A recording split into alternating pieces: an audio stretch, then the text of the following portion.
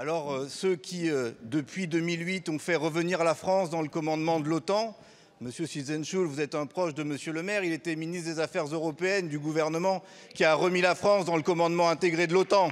Vous pourriez au moins avoir un peu le souci de la décence et de la cohérence.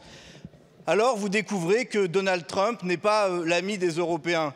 Mais, mais l'OTAN et l'administration Biden précédemment ne défendaient rien d'autre que les intérêts des Américains et certainement pas les intérêts des Européens et encore moins des Français. C'est bien pourquoi le général de Gaulle avait choisi déjà bien avant d'être indépendant.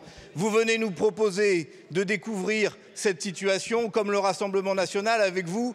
C'était et Poutine à Versailles, tapis rouge avec M. Macron, et Trump à l'inauguration de Notre-Dame, mais encore pas plus tard que quelques semaines.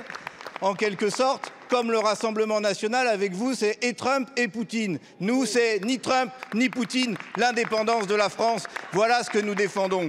Et cette indépendance, pardon, mais elle est bien mal défendue. Si on veut une défense indépendante, avant même de parler de défense européenne, qu'est-ce que vous attendez pour nationaliser Vincorex ? Parce que parler de défense européenne, quand on n'est même pas capable de défendre l'industrie stratégique nationale des Français, c'est quand même un peu fort de café. Et de la même façon, si on veut une France forte, capable de parler une voix de la paix et non alignée, donc indépendante, il faut être capable d'assurer la cohésion du peuple français. Et c'est certainement pas avec les provocations macronistes de M. Dufourcq ou de M. Sett qui veulent que les pensions des Français servent à payer des canons et qu'on remette en cause toujours plus les acquis sociaux pour payer l'économie de guerre qu'on va construire comme ça une parole indépendante et forte du peuple français sur la scène internationale, ce à quoi nous sommes profondément attachés.